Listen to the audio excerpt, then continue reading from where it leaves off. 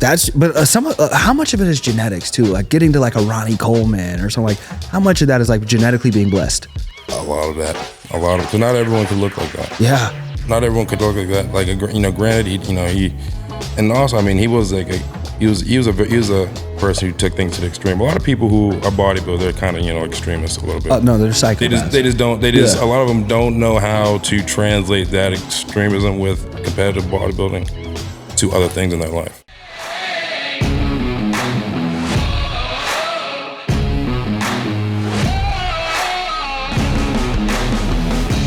Episode of AK, and we got Abner Logan Jr. Yes, sir. What's going on? Let's go, bro. Going good. Got you a little gift. Got the cookies from my sister. So appreciate you, man. Appreciate you. Should I look at these now? Should I save these? You can try one. You can do whatever you want, bro. Take a bite. I'm gonna take a look at them. Yeah, so it's all organic, all homemade. She's one of the best cooks I've ever met. Solid size cookies. These are very nice. Oh yeah, we're gonna. She's got some great cookies. Yeah, we're gonna enjoy these later. Appreciate absolutely. You. Shout out to Leah's Bakery. Make sure you guys go buy some of my sister's cookies. Oh yeah. Very nice. Like the packaging. Very nice. Very nice. Let's jump right in, man. So I'm gonna ask you. We'll talk so much different things, but I want to ask you where you were born and raised. Cambridge, Massachusetts. Cambridge, Massachusetts. Yeah, up in Boston area. It's right across the river from Boston. Man, I know so many people from Boston.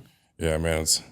It's a very diverse place. Diverse place. Yeah. There's a gangster movie of Boston. The Town. The Town is one of them, but there's another one. Gangster Boston movie. The one about it's about Whitey Bulger. Yes. I was literally just talking to my boy. It's like Black Mass. Yes, bro. I was like. Because I saw a scene and I forget who was the main character. Who was the main actor? Was it Johnny Depp? Yeah, I see him just ripping this gangster scene, and I'm like, who is this killer? Yeah. And I look it up and I put two and two together, and then I one of my mentors down here, Spofford. I'm like, bro, aren't you from this area? And he starts ripping. He's like, da da da da da about this that, and he's like, yeah, that's where we're from. That's what, like Miami people like think they're gangster, but like.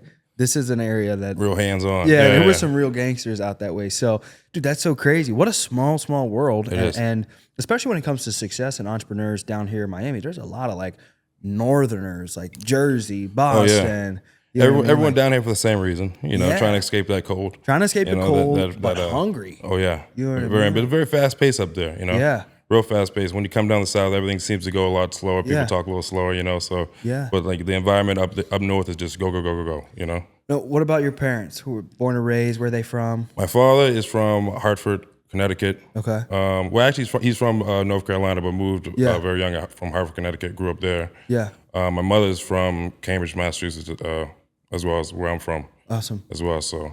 What was growing up for you like? What were the parents doing? They were good. My father's a school teacher. Okay. My father's a school teacher and a basketball coach. So that was my, I was always, academics was very big for me. Yeah. Never slacked on academics. My mother worked for the MBTA, which is the transportation service in Massachusetts. She did that for X amount of years. Siblings? So I have one sister, Alana. Yeah, she's about 6 years younger than me. 26. Yeah. Okay, awesome, bro. So growing up for me, it was very, I had a very good upbringing. Academics was always big for me. Athletics was always big because it's either basketball, football. Or, you were always big. I saw you post like a throwback. I don't know what you were commenting on or something like that, but like you were always like a big dude. I was into lifting kind of early, like probably like 12, 13. I was always into it. Yeah. I know obviously I wanted to play football or do something, so I knew I had to get up in size. So I was always into that. So once I was able to play in like high school and things like that sort, that's kind of where I got real big.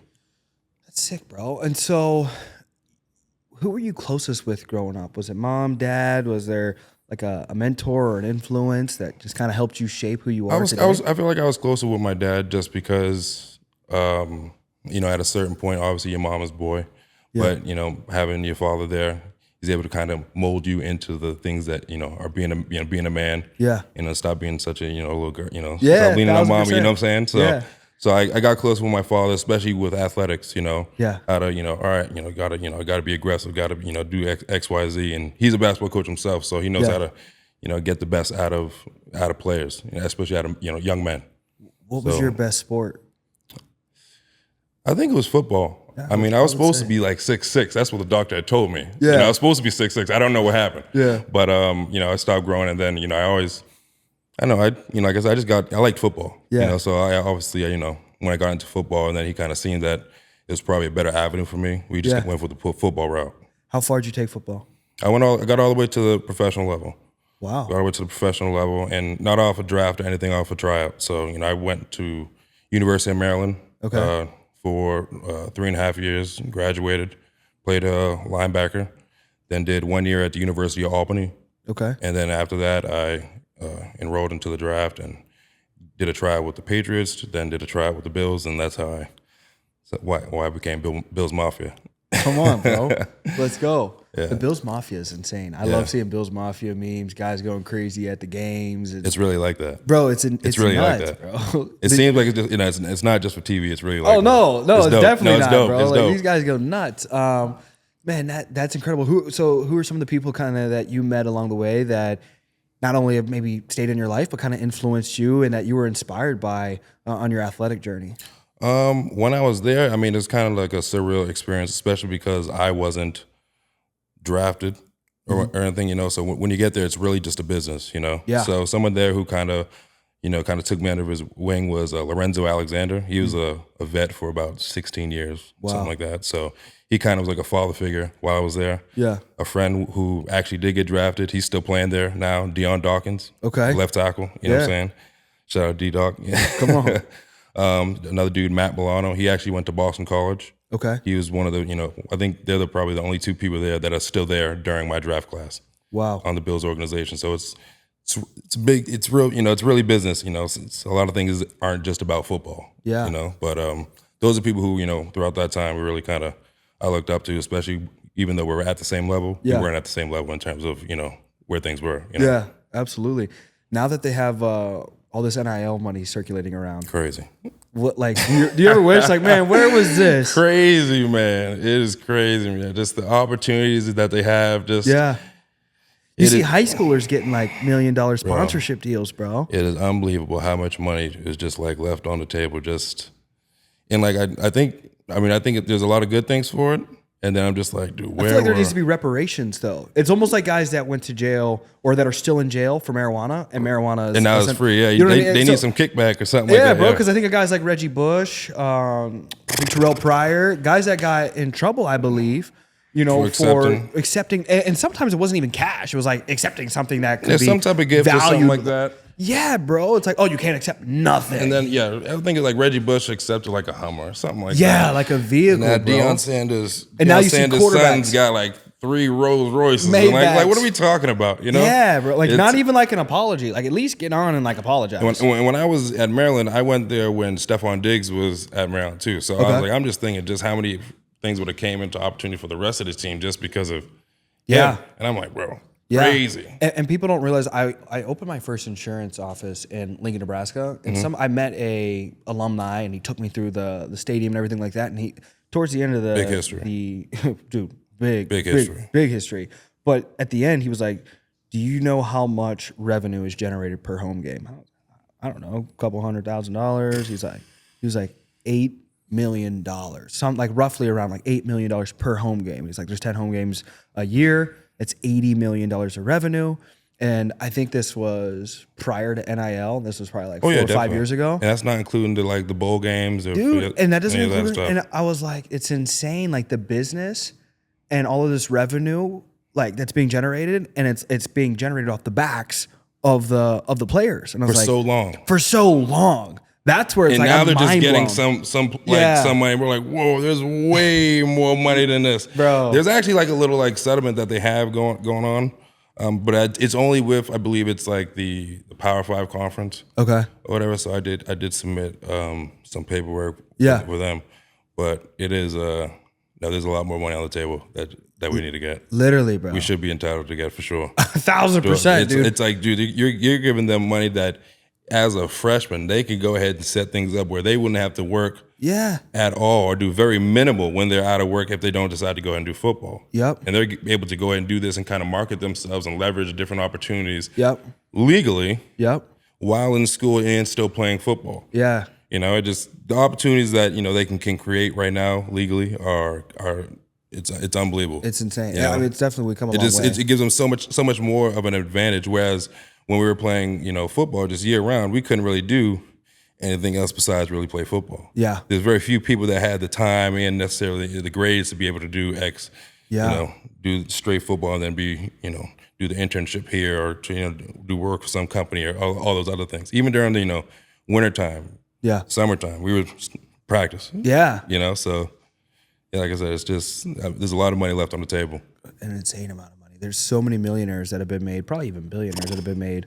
Close, I'm sure. Over at least the decades. Oh yeah. Of all the The football money NCAA just working and making all these rules, Crazy, and then all of a sudden we're like, wait, hold on. All this money comes there. Yeah, I guess we were wrong. Here's some. You got us. Yeah. You know what I mean? It's like, oh man, corruption at its finest. Okay, so you go from football. When did you start taking lifting as serious as, you go from amateur? What do you even consider as like an amateur lifter? You know what I mean? Like maybe I don't even qualify as amateur lifter. Amateur to professional. Definitely not an amateur. I started lifting kind of when I was like 12, 13. Yeah. And just because I liked the way, those people look, Yeah. Yeah, the security, the confidence, the strength. And back in the day, I guess, what was advertised on TV was, dudes with six packs. Yeah. Things like that. So I knew, you got to lift and do abs to get a six pack and things Not like today. that sort. And then I know, right? How times have changed, right? Yeah, bro. And now, it's, you got MGK as like or Pete Davidson man, is like the skinny dude. This is what's going to get Kim Kardashian. All inked up. That's it. It's it. But now just, it transformed into our, playing athletics. And then, I was always more, a little bit more developed. But I always just liked how it looked, especially playing football. You wanted big arms. Yeah. But it very much helped me, especially as I went on, with my athletic career, how, as I was able to just, just because of strength and I was always more developed than other people, I was able to go ahead, just, excel better. Yeah. So I mean, it just kind of obviously just strength. Like it was always fun to me. It was never really like. When did you take it to a serious level though? Like when I guess I would say after football, once I started like bodybuilding, I was personal training at Equinox for about a year, and one of the trainers there was he was amateur bodybuilder, and I was just always interested in it. And people would always say, you probably do good as try and be a bodybuilder, and stuff. So started to link with him, got with his coach, and then did my first bodybuilding show. And I guess that's when I started, taking lifting seriously and started really looking into the different types of lifting and how, my knowledge of being an athlete, translated over to bodybuilding and, just maybe, slowing things down, not looking at things that's so explosive. Yeah. Just kind of, fill my knowledge with that. And so I guess that would be the time when I took it to the next level, because now, as I was an amateur and then I became a pro pretty fast within a year. So then it was like, okay, well now this is something I'm supposed to do. Yeah. So then I kind of really started, taking it to the next level. Now there's multiple different, things you can physically compete in when it comes to lifting. You got the bodybuilding, then is it the powerlifting, and that's the guys that are like going for strength. They don't really care how they look. Right. Yeah. Right. Yeah. The guys that are like throw up the big rock. Yeah. And they just look like a fat boulder themselves. Exactly. Right? Yeah. And then you've got, is it the men's physique? And those guys aren't like super muscular. That's still bodybuilding. That's still bodybuilding? So it's still like in the bodybuilding like category when. But they're not trying to get massive. No, it's just a different category of bodybuilding. Okay. So if bodybuilding, there's different federations. They have open bodybuilding, which is get as big as you possibly can, no weight cap. And they still size. Is that what Schwarzenegger did? He was open bodybuilding, but at that time, it would be more similar or more comparable to classic physique right now in terms of just like the weight caps and the heights. Yeah. Which is, that's kind of what they're trying to mimic with that division. Yeah. But open bodybuilding is kind of more like Ronnie Coleman or Jay Cutler and things, people of that sort, Phil Heath. Yeah. Those are open bodybuilding, you know, there's that. And then men's physique, which is, they have the board shorts. Yeah. Very nice physique. They don't care about their legs. V-taper. Yeah, I guess it's not really judged. Yeah. But I guess they have new criteria where now they are being judged, even though they're kind of covered. Because sometimes I'll see a guy with like a big V-taper and then like just two little chicken poles under there. I'm like, like I said, it's teach his own. Yeah, that's what I was wondering. Like, okay. Teach his own. It's like its own division. It's all bodybuilding, but it's a different category. Okay. And they all pretty much judge it based the same, size, shape, density. Yeah. You know, Which one? I know pay wise, there's not like a lot of compensation in the like actual like events or anything like that. It's more so sponsorships, brand deals, and certain things like that. right. Which one do you think has the best opportunity for somebody to generate, revenue from? Of like, okay, if you crush it here, you're gonna get the most sponsors and brand deals. Honestly, it's not necessarily one that is in terms of say bodybuilding or powerlifting or any of the other things. Really, I would say maybe physique, because you're still able to, fit into different roles, maybe in terms of like acting or commercials and things like that. Whereas if you get, to a certain size, now you're kind of limited as to what, you could be. The Terminator. You just gotta be, you just gotta be a superhero or something. Yes. Who's been your biggest inspiration in the lifting world? Of like, man, that's a dog. That's who we respect. Is it Cutler? Is it Coleman? Is it Schwarzenegger? There's a couple guys that I really respect, that I competed against. And now they're in different divisions. All guys that are just bodybuilding is really it's really about discipline. There's obviously the genetics play a role. It's insane. But the discipline that it takes to go ahead and do certain things day in and day out. Breaking everything down to a very to the gram. Dude, I didn't realize how serious you guys take it. Where you will break down like the condiments as well of like how much salt. Like I see this guy posting right now. He's like 1 gram of salt like with every meal. I'm like, is this dude actually measuring how much? It's ridiculous. And it's like Celtic salt and 120 grams of mixed berries. And I'm like, this is pink Himalayan salt. This is sea salt. No, it's different. Yeah, it's crazy. And I'm like, bro, there ain't no way this dude. And if your preparation is 12 weeks long or longer, it's like 3 months of you eating the same thing over and over and over and measuring every little detail. I don't think people realize like that's a different level. It sounds easy, but it gets old. Dude, it gets old. It's I don't want to say it gets old, but I mean because I enjoy doing it. It's a hobby. Hobby to me. So, but the thing is that, when people think about the diet, I tell people the diet is the hardest part. And, it's a saying that, the best diet is a diet that you could adhere to the longest, which most people just can't adhere to the diet the longest because it gets old, especially doing a diet and then, being on such a schedule with when you could eat and what you're allowed to eat. But then I know you have a job. People want to go out. Hey, can we go out? Let's go. And you're like, am I going to be that person that's bringing Tupperware to a dinner and a scale? Have a scale? Like, am I being a loser right now? Yeah. You're just like, no. It's like I said.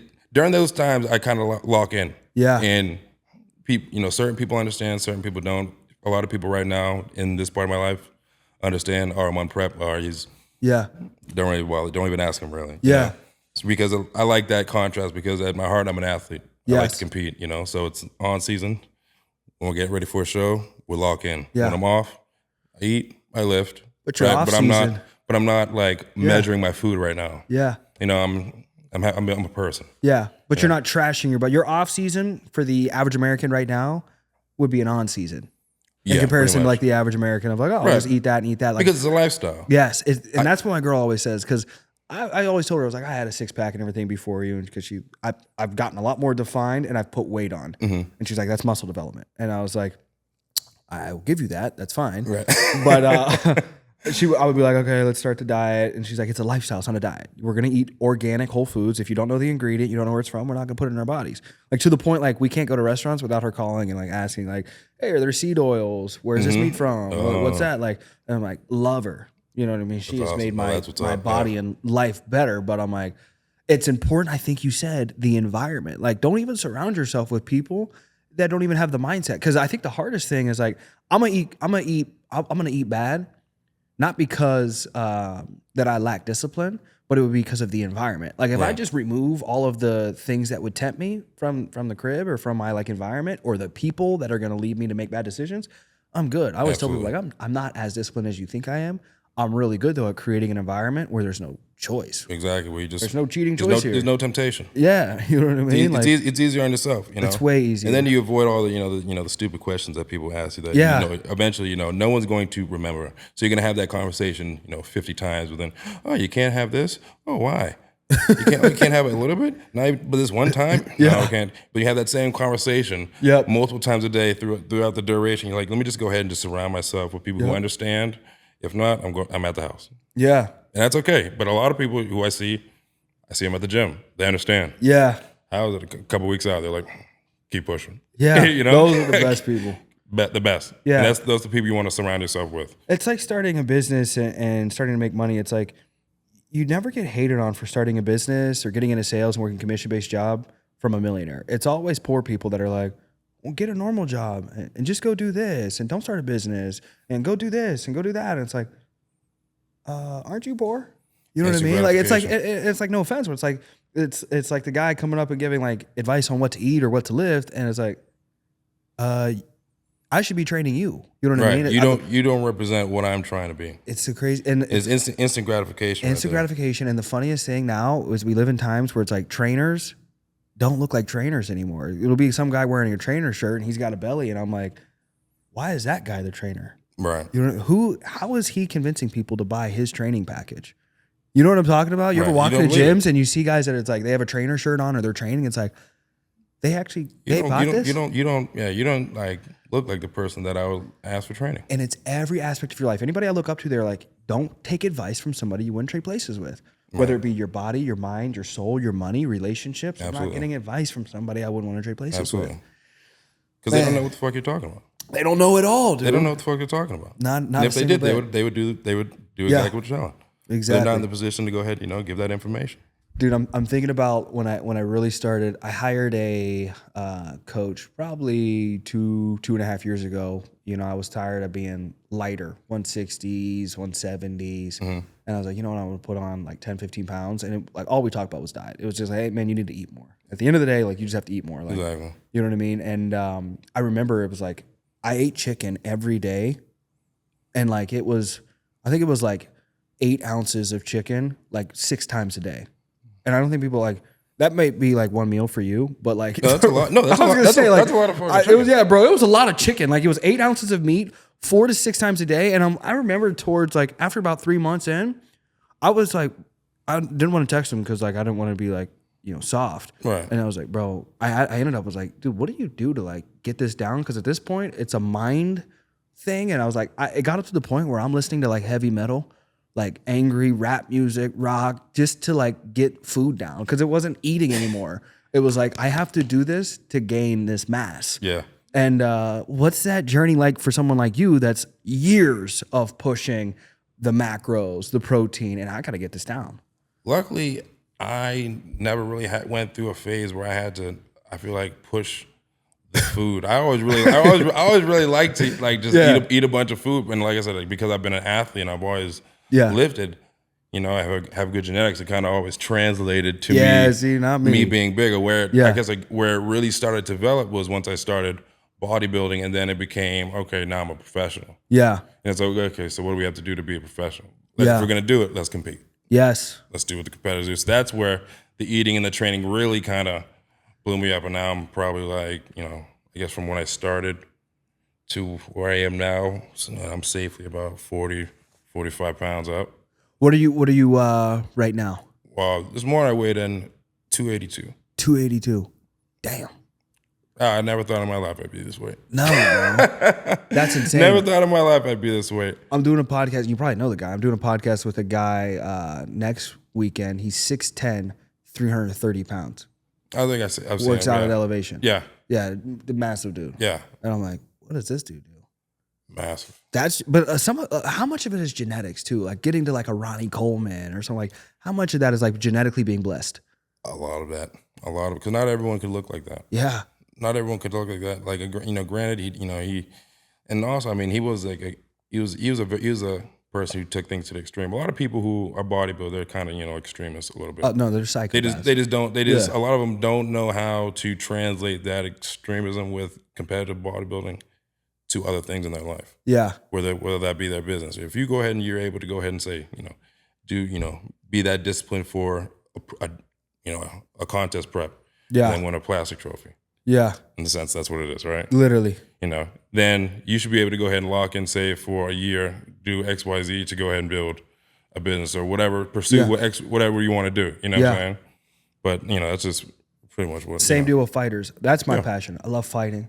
I've seen that. You've been over that boxer doing the kickboxing and stuff. Yeah. I've been fighting since I was a kid. You know what I mean? So like some form of, you know, fighting in some way, shape, or form. But what I've noticed with fighters is I'll try to get a fighter into the insurance game, into the sales game. I'm like, dude, listen, with your discipline, you could make millions of dollars. Not overnight, but over time, you can do that. The insurance space is very lucrative.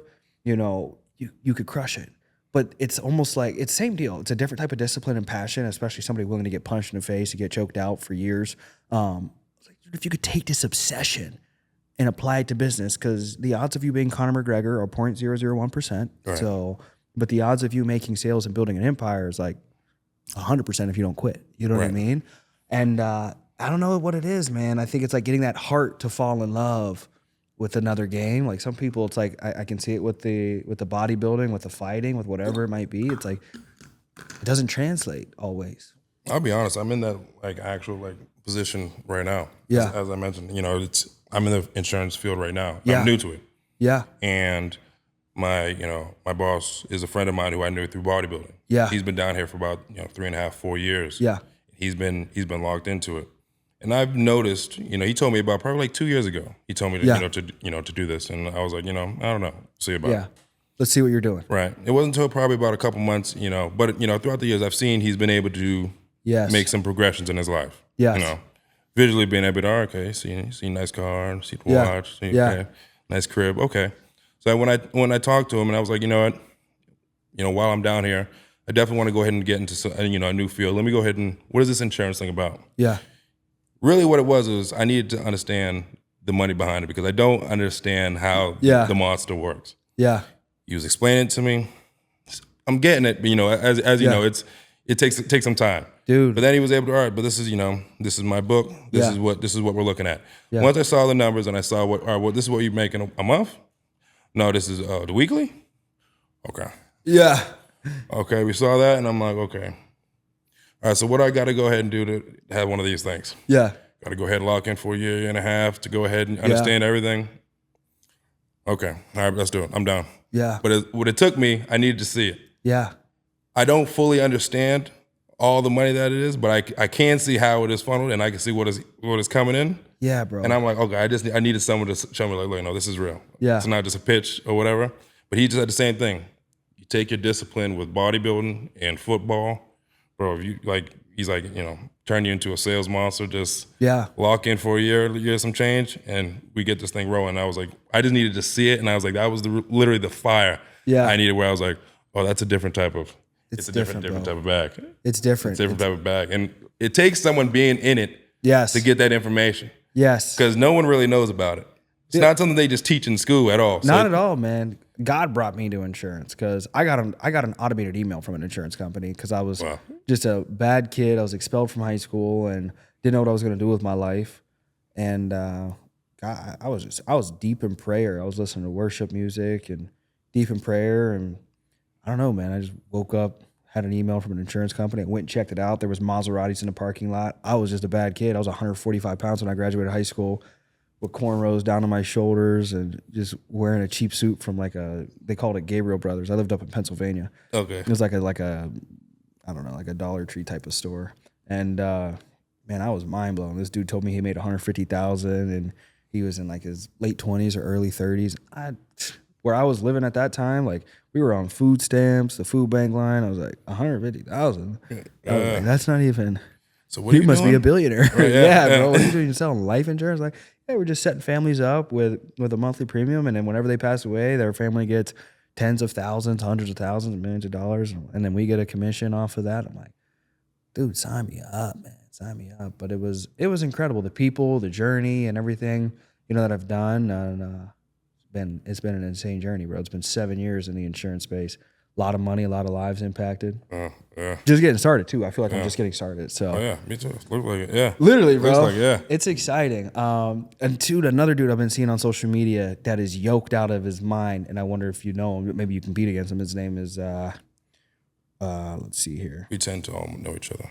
Rubiel, I think he is. I think he's like Portuguese. Brazilian? Yeah. The dude with the massive quads and neck. Yeah, this dude used to be Neckzilla. Yeah, I know exactly what you're talking about. I don't know him personally, but I've definitely seen him online. Genetics. Nuts. Insane. Yeah, it's like you can't train. What? Some people like, Bro, I'm I like, tell certain people like you could take all the drugs in the world. You're it never doesn't going to matter. look like this person. Yeah. Each person has their own specific structure. You have different incisions. Yeah. It's just your abilities. You can only maximize what you're able to do. Besides that, don't look at him and try to be, I want arms like that. Your arms ain't gonna be like his. Yeah. Your legs aren't gonna be. You could train your whole life to get quads like that. Bro. It's never gonna happen, buddy. Bro. Never. That is just genetics and hard work. Yeah. Insane. Literally insane. Oh, so when did you go pro? 2018. What's it take to go pro? Like, do you? You have to win a what is it called? A national qualifying show. Okay. And then you have to win or come in top 2 at nationals, at one of the national shows. And then after that, then you become a pro. And I was able to do that in a year. What do you think are like that when judge from your understanding of how you get judged? What's like the top 2 or 3 things you focus on to be?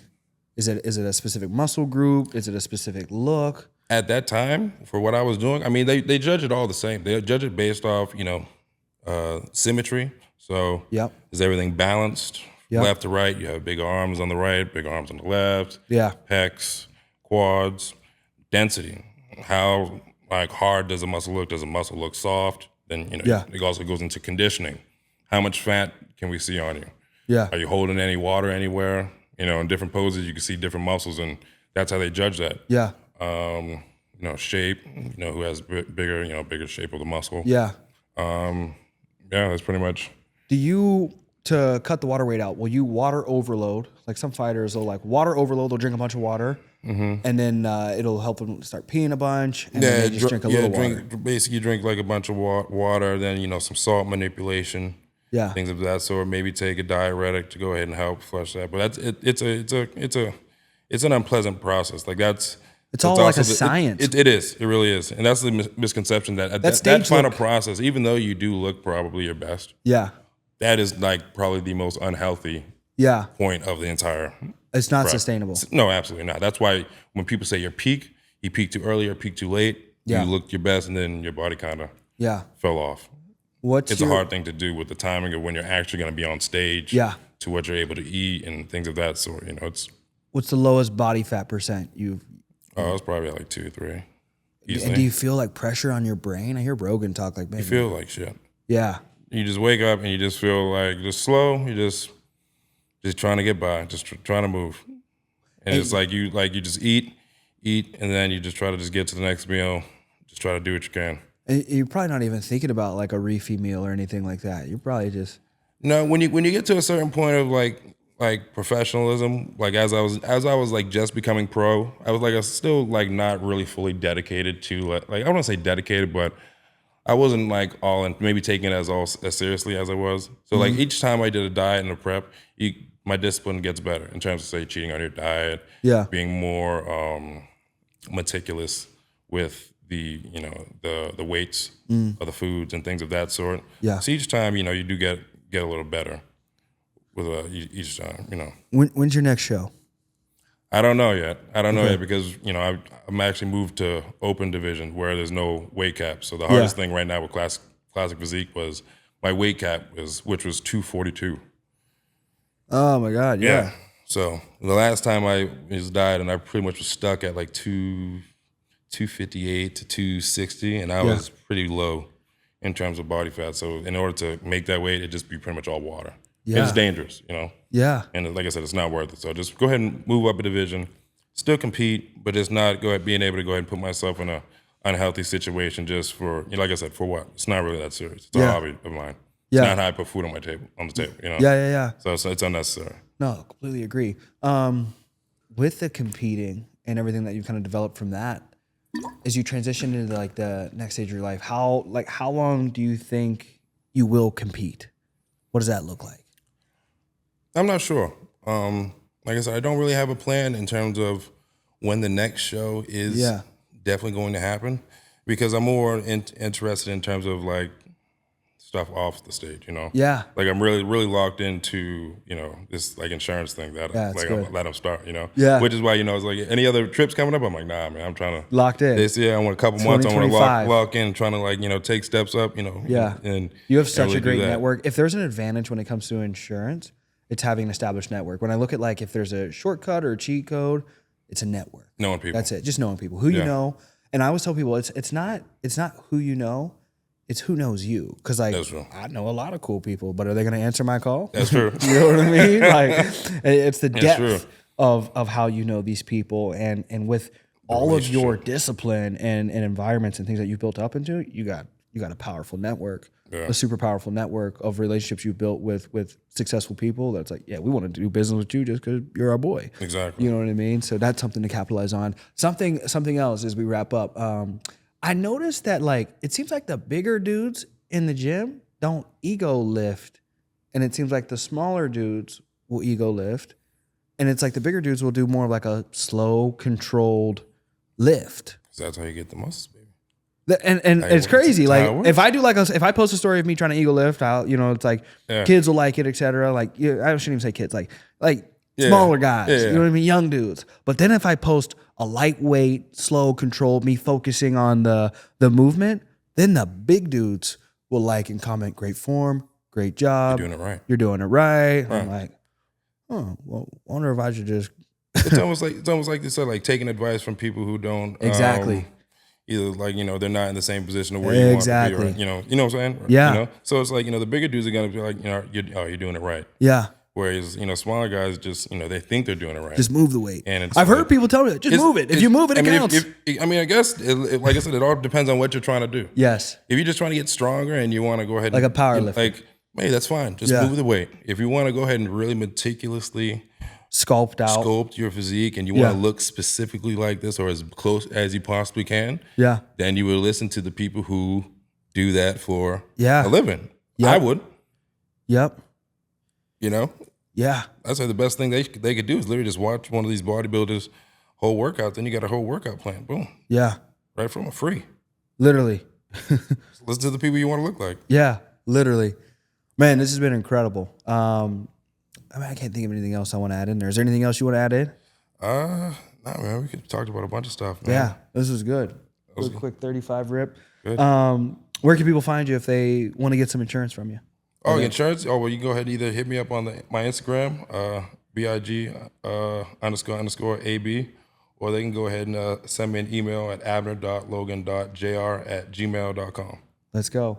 You guys know where to get your insurance and get your lifting tips. So this was Big AB. I hope you guys have a blessed day. Another episode of AK. Make sure you like, share, subscribe if you had a good time. So let's go. Man. Appreciate you, man. Appreciate you, bro. Hope you have a great day. No doubt, man. Bye.